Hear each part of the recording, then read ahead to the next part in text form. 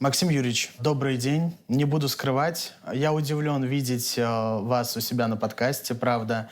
И благодарю, что вы пришли ко мне. Вопрос, чем вы помогаете на специальной военной операции? Вот чтобы люди прям в блокнот себе записали. Перечислением средств, денежных средств. И от меня лично, и от цирка. Созданием спектаклей, которые в прошлый вторник у нас прошел очередной спектакль, наш выходной. Очередной спектакль здесь бесплатный, благотворительный для участников ВСО, для членов их семей, для ребят, которых эвакуировали из Курской области. Это у нас проходит регулярно. Самый главный, наверное, его вопрос. Что вы думаете по поводу специальной военной операции? Вы понимаете, я гражданин России, и я патриот России. И с моей точки зрения здесь было сделано все абсолютно правильно. Я был в зоне специальной военной операции месяц назад. А где вы были? В Крыму. Угу. Я был в Крыму и встречался там с нашими ребятами, которые на ротации находятся. Я передавал им письма, которые написали цирковые дети им.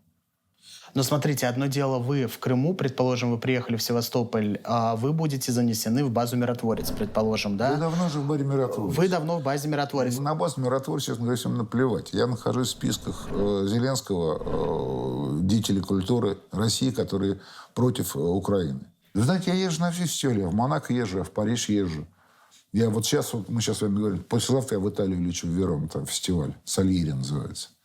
А что там вообще говорят о вас? Вы русский. Они знают, что вы прилетаете из Москвы. Как там вот реагируют на вас? Какие у вас разговоры между собой? То есть там же наверняка к вам подходят и говорят: слушайте, а ваш Путин, да? Наверняка есть такие разговорчики, когда вы приезжаете в Монако, в Италию, в Германию. Я вам скажу, что на улице в Париже говорили. Они услышали русскую речь, говорят: вы из России? Я говорю: да. Они говорят: а вы не можете нам Путина на пару лет дать? Чтобы он это все говно наше здесь разрулил, потому что, говорит, больше не можем здесь жить. Но я знаю, что у вас особая любовь к Макрону, да? К Макрону? Из-за налогов. Макрон Я дурак. же правильно понимаю, что вы Макрон были... дурак, и так считает 80% французов. И я тоже так считаю, потому что, как он видит, как идиот, на самом деле. Мне в свое время я положил вид на жительство французский при Саркози. Это был проект Саркози, это называлось виза «Компетенс et талант». Компетенция и талант. Он как бы приглашал в страну людей нестандартных профессий, которые могли бы как-то помочь Франции в том числе. Вот и все. Я получил эту карточку. Первый русский был, который я получил. Это та же виза, на самом деле. Никаких прав у меня там нет. А зачем вам вообще нужна вот эта вот двойная жизнь, знаете, и в России, и там вид на жительство? То есть для чего? Вид на жительство только что свободно там себя чувствовать, не быть ограниченным во время пребывания. Там жена моя там достаточно много времени проводит, ей там нравится. Она на пенсии, и что там, что здесь. Ей там комфортно, ей там нравится. Мне там тоже нравится. Я очень люблю Францию. Правда, Франция последние годы, увы, сдала. А потом там хорошо, там море, там климат другой. Ну что, я могу ездить в Сочи, я могу ездить туда. Это цирковой фестиваль, вы понимаете, в чем дело? Чем престижнее, чем выше уровень циркового жюри, профессионального жюри, тем выше уровень фестиваля, тем выше его статус. Тем охотнее туда приедут артисты, потому что им важно показать себя перед теми, кто представляет сегодня мировое цирковое сообщество. Потому что для практически всех нас, которые сидим в жюри, это биржа. Мы смотрим новые цирковые тенденции. Почему мы ездим по всем фестивалям друг к другу? Не потому что где-то засветиться или поучаствовать. Это наша работа. Хорошо, а почему тогда в одностороннем порядке международный цирк в Монте-Карло, да, то, что фестиваль, который был в Монте-Карло, прекратил в одностороннем порядке сотрудничество с российскими артистами, но, тем не менее, вам это не помешало туда все равно полететь.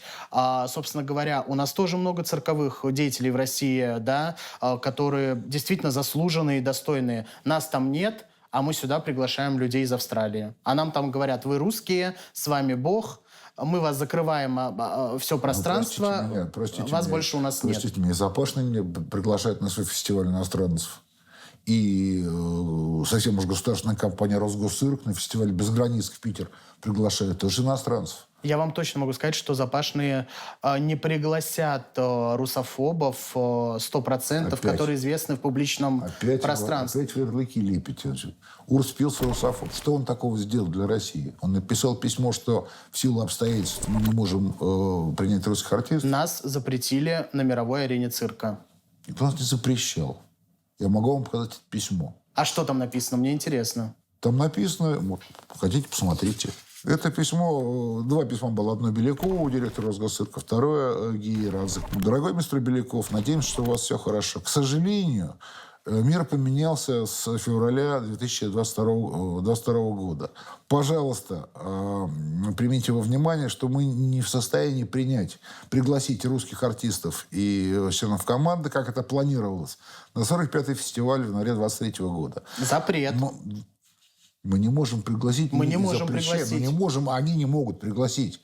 А причина-то в чем? Причина в том, что... Февраль 2022. Ну что, все понимают, что причина прекрасна. Все ходим под боком, понимаете, и под правительством. Мы очень виноваты перед теми русскими артистами и русскими друзьями, но ситуация не находится под нашим контролем. Они могут регулировать ситуацию, над ними руководство. Как над всеми руководство. Насколько я знаю, что вы второй год подряд, да, приглашали Жасмин на фестиваль. И мне просто Первый действительно... год это почему-то не вызывало никакого скрежета зубовного. А мне кажется, потому что не углублялись в личность Жасмин. Может ли цирк сам себя обеспечивать без государственных денег?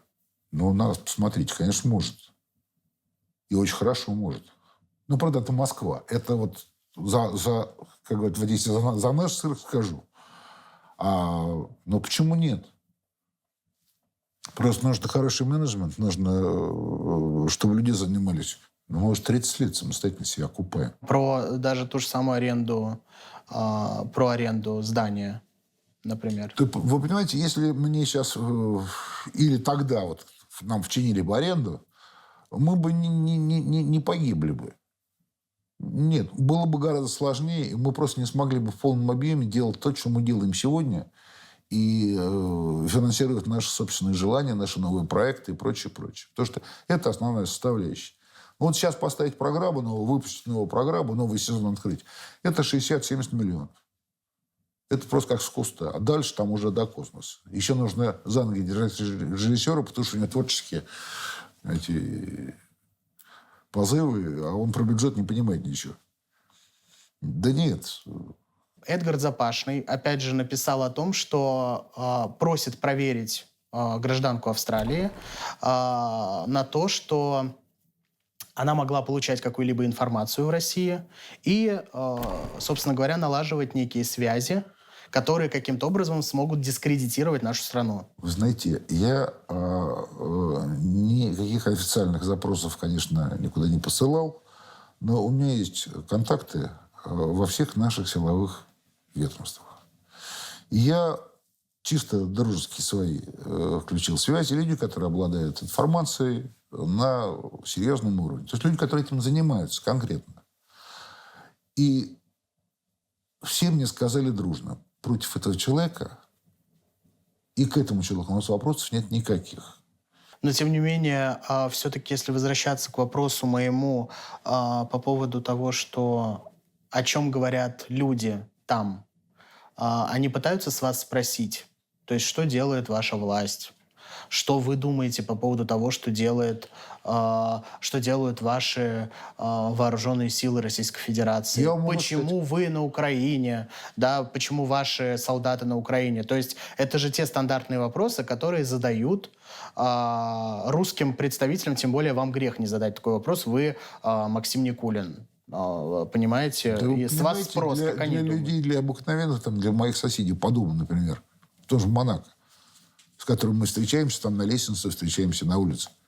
И они не знают, что я Максим Никулин. Они знают, что я русский. Но вы на мероприятиях встречаетесь, Никулин там люди знает. по-любому знают, кто вы. В мероприятиях люди знают. Но люди знают, что происходит в России. И адекватно все это воспринимают. Вот поверьте мне, пожалуйста, я не хочу сейчас никого специально говорить, что вы там, это все за нас. Ничего, не все за нас, конечно. Но те, с кем общаюсь я, они практически все за нас или не за нас, но они понимают, что происходит. Они знают историю того, что происходит. Они знают, что война началась не вчера, не позавчера, а гораздо раньше. Есть еще история с вашими артистами. Запашный, да, пишет в своих социальных сетях о том, что вы говорите, что ваши артисты ездят в новые регионы. Но на самом деле они вашими артистами не являются официально. Некие студенты цирковых училищ, да, и он прикладывает некие доказательства. Вот на это вы можете что-то ответить? Что это не ваши артисты? Чего? Что значит мои артисты или не мои артисты? Они едут... Но он говорит, что вы прикрываетесь ими. Сами не едете, а вот якобы ваши артисты ездят в ДНР. И в любом удобном случае, опять, если вам предъявят кто-то там из Монако, вы скажете о том, что официально эти артисты были не в моем цирке. Вот я вам говорю, как есть. Глупости тиражируете, понимаете? Опять это... Никому в голову не придет мне что-то предъявлять. Кто мне в Монако скажет? Мне принцесса скажет. Зачем ты ездил в Донецк, мне скажет Стефания, да? Вызвать могут. Нет. Сейчас время такое, Максим Юрьевич. Абсолютно нет. Там все гораздо спокойнее, чем здесь у нас нагнетают. И не страны против нас, не мир против нас, а те идиоты, которые этими странами правят против нас. Максим Юрьевич, ну вот я вам честно скажу, если вы покажете своим коллегам то, что вы проводите время с нашими солдатами на передовой, и то, что вы ездите постоянно с гуманитарной помощью на новые территории, да, то, поверьте мне, вас также возненавидит весь мир за то, что вы с русским солдатом. Спорим? Я бы поспорил. Я поспорю. На что? Я не знаю. На цирк на Цветной не могу, это история государственная. Нет. На что угодно могу с вами поспорить. Я не пью, но, не знаю, наесть шампанское. Я вас уверяю, что если вы будете помогать русскому солдату, там вы тоже станете нерукопожатным. Где именно? В цирковом мире? Давайте проверим